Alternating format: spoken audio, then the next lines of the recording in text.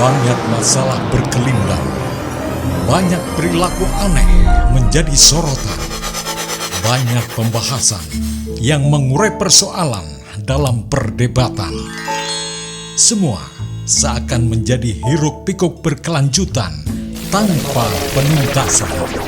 Inilah obrolan ringan tentang fenomena menarik di sekitar kita. Orisinasi, obrolan ringan seputar isu nasional.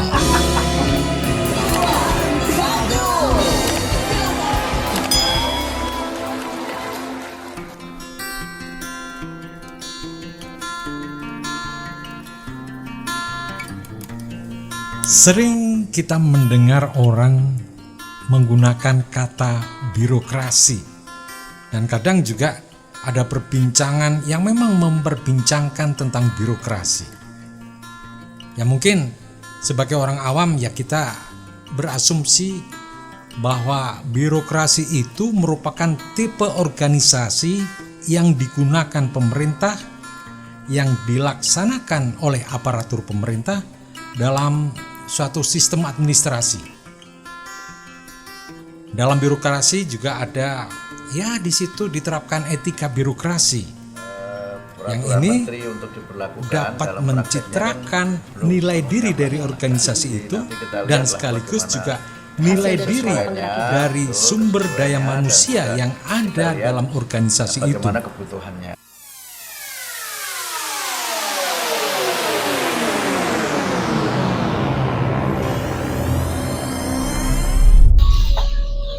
Assalamualaikum warahmatullahi wabarakatuh. Waalaikumsalam warahmatullahi wabarakatuh. Bismillah, alhamdulillah, assalatu wassalamu ala rasulillah.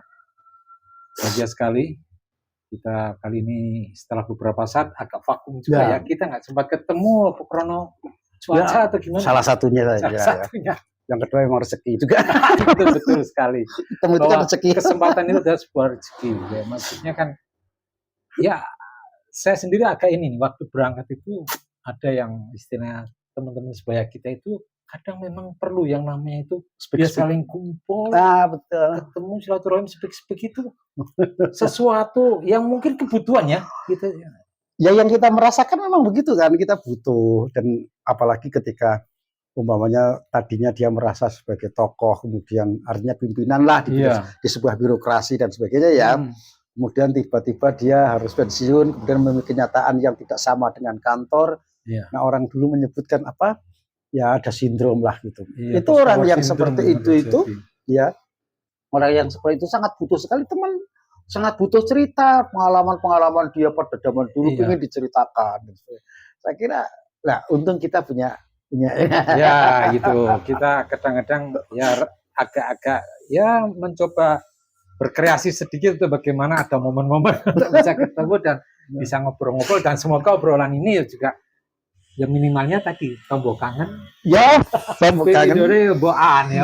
Ya, siapa tahu ada manfaatnya lah ya. Yang bisa diambil manfaatnya. Dan kita ya juga tidak harus memaksakan orang untuk percaya sama kita, untuk kita diakui kebenarannya juga tidak. Iya. Ini ekspresi aja kita sebagai ekspresi seorang pensiunan.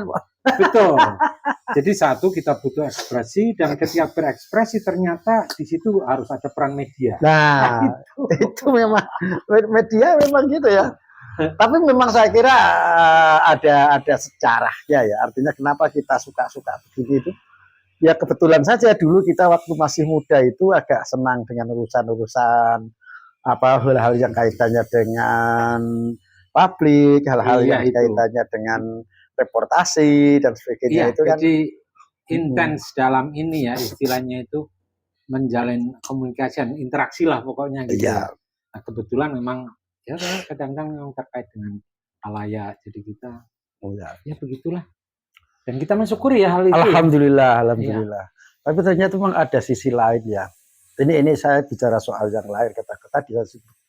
Jadi kemunculan post power syndrome itu salah satu, kita tidak bicara itu ya. Tapi memang ada kebiasaan bahkan mungkin perilaku yang dari sisi manapun itu aneh juga ya, terutama sekarang. Artinya dia masih menjabat sebagai public figure di sebuah institusi. Tapi kadang-kadang perilakunya aneh-aneh juga ya. Jadi begini, sebetulnya apa yang dijalani sebagai katakanlah itu kultur baru lah bagi seseorang ya. Maksudnya kan berarti suasana dan situasi baru ya. Itu kan di awal-awal harusnya memang ada kesiapan pribadi di mana memang harus mengenali, mau mengenali dan juga istilahnya mau menyesuaikan diri. Betul. Kan begitu. Dan yang ketiga memang harus, kalau kultur kita, maaf ya, kultur kita dulu memang yang salah satu yang unsur itu penting itu adalah kita bisa bekerja secara tim. Ya. Nah, ini yang kadang-kadang orang lupa.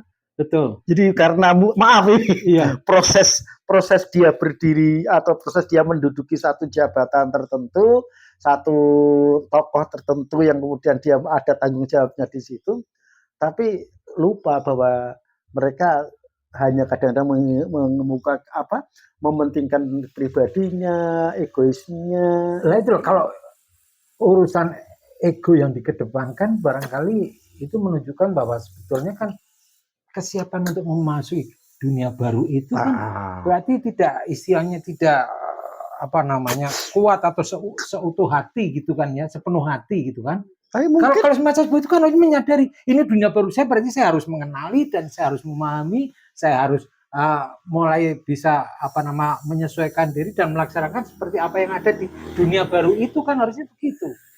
Nah, mungkin bahasanya bukan sepenuh hati ya. Apa itu? Sepenuh syahwat. Jadi syahwat untuk menjadi pejabat, syahwat untuk menjadi pimpinan, syahwat untuk mengelola inilah, apalagi nyerempet politik, nyerempet jabatan dan sebagainya, itu kan kadang-kadang dipertaruhkan, diperebutkan dan sebagainya. Nah, ketika itu dia sampai pada posisi itu, hal-hal yang tadi, hal-hal yang soal kemanusiaan, soal kerjasama tim, soal hati nurani, kadang-kadang kan lupa bos itu bos.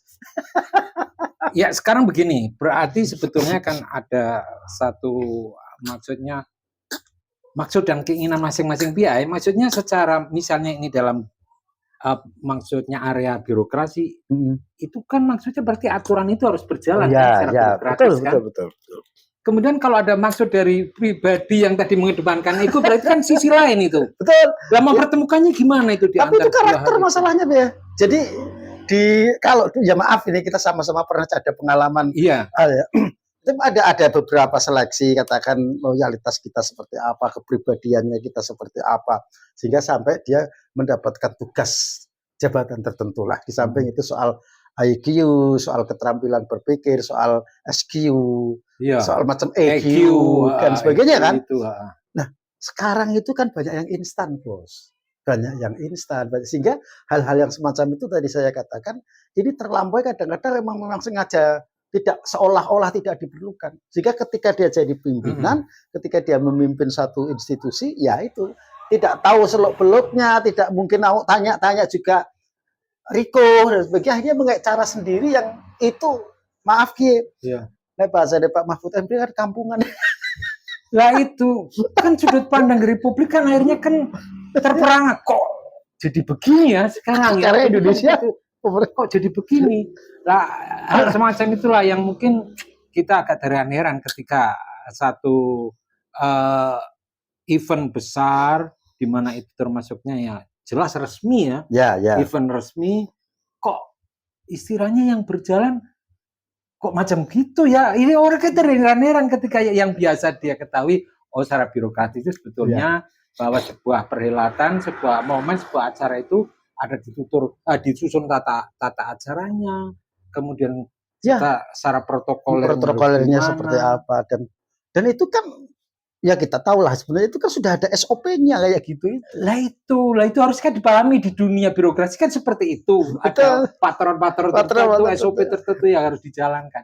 Nah sekarang kalau tiba-tiba saja dia seorang top pimpinan kemudian menghindar gitu saja, endo gitu, gimana itu yang terjadi? Ya ini menurut saya memang problem problem kemampuan seseorang menjadi pemimpin itu salah satunya. Jadi memang yang dibutuhkan di Indonesia, di kita itu memang tidak sama dengan mungkin profesionalitas yang ada di beberapa negara yang sudah maju. Karena pemimpin di kita itu di samping mengurusi pekerjaan yang dianggap itulah profesionalitasnya, tetapi juga di kita itu memang harus mengurusi persoalan-persoalan yang artinya gini, mengurusi persoalan-persoalan sosial, semacam bagaimana saya berhubungan dengan masyarakat. Itu kan jadi penting. Nah, masyarakat tahunya ketika dia seorang pemimpin, yang ngerti ini masih ngerti kabeh. Paham gingku berarti gitu kasihnya ini tuh kasihnya begitu ya jelas masyarakat tahunya kan pahamnya kan gitu lah, tapi ketika keluarnya nggak begitu lah, ya itu tadi problemnya. Nah, itu. Jadi ada sesuatu yang melompat tidak alamiah itu jadi sebetulnya ya betul juga ketika bagaimana dalam satu jenjang birokrasi itu ada istilahnya apa ya, tata apa ya urutannya. Ya, tata urutannya begitu memang. Tata urutan apa tadi SOP-nya itu kan itu ya. SOP itu. Di samping itu penjenjangan karir itu kan ada. Oh ya, ya. Di situ itu benar-benar sudah ada bekal dari jenjang sebelumnya, sehingga ketika nongkrong di situ tuh dia ya sudah memahami benar. Tapi memang itu menurut saya memang rangkaian-rangkaian dari peristiwa-peristiwa politik yang saya pernah kita bincangkan dulu, peristiwa-peristiwa politik yang kurang normal bahasanya, ya tidak normal bahkan. Ya. Itu tadi seorang pemimpin tiba-tiba saja begitu, karena itu persoalan politik sebenarnya kan. Ya. Politik kalau itu secara demokrasi yang sehat itu mestinya kan ada pendidikan politik, pengkaderan di masing-masing partai. Sehingga dia ketika dimunculkan untuk publik, sebagai katakan partai ini menang, maka kader-kader yang memenangkan pemilu itu yang dipersiapkan.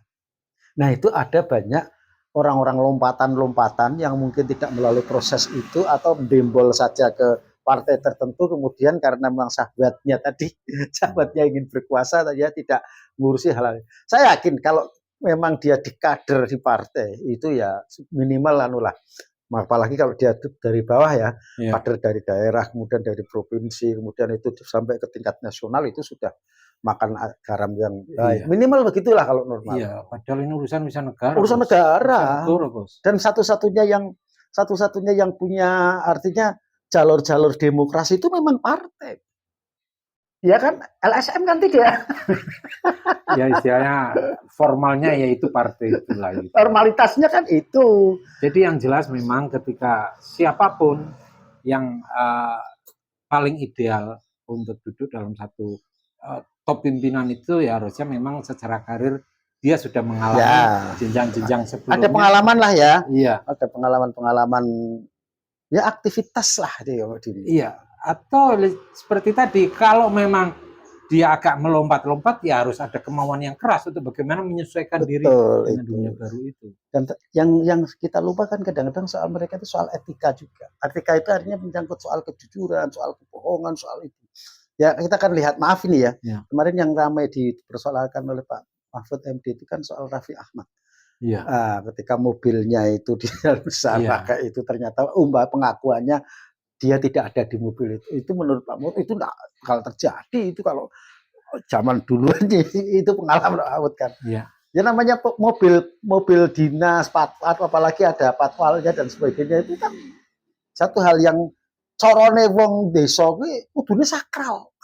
Ya itu makanya saya katakan kesan masyarakat kok jadinya begini. Pak Joca terheran-heran ketika tadi aturan birokrasi yang terkait dengan protokoler dan sebagainya kok mau tergenah gitu loh. Ya kampungan dan sebagainya.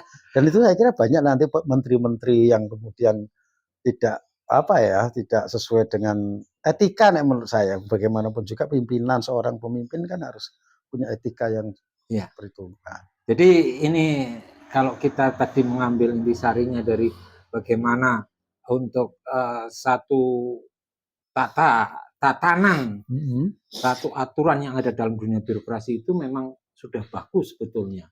Ada SOP-nya gitu kan, seperti itu. Iya, itu setiap institusi menurut saya, apakah itu di kementerian, di kantor yang lebih tinggi di Wapres, di Presiden, saya kira ada. Itu banyak staf-staf yang kemudian digaji oleh negara kok. Iya. Iya kan? Jadi makanya tukang dapur aja ada. Urusan rumah tangga itu ada betul. Jadi kesimpulan kita bahwa sebetulnya agar masyarakat itu tidak terheran-heran kondisinya kok semacam itu, ya sebetulnya ya orang-orang yang duduk di birokrasi sebetulnya yang menjalankan bagaimana untuk aturan yang ada di dunia di bidang birokrasi. Ya harusnya seperti itu. Ya kita berharap semoga hal semacam ini tidak menambah kebingungan masyarakat ya. Bingungnya kok saiki iki. Ya. Betul. Ya sebentar gitu dulu lah urusan kita melihat untuk keanehan-keanehan yang terjadi di birokrasi kita sekarang. Itu sisi kecil saja, nanti kita lanjutkan dengan hal-hal masih lain. Panjang saya kira. Tapi sementara kita penggal dulu. Semoga tadi ya bisa kita ambil satu hikmah di mana orang ketika dia memang mau menjebur ke dunia baru, dia harus siap untuk bisa menyelesaikan dunia baru itu. Ya sampai di sini dulu, insya Allah. Kita jumpa lagi. Terima kasih untuk kebersamaannya. Assalamualaikum warahmatullahi wabarakatuh. Waalaikumsalam warahmatullahi wabarakatuh.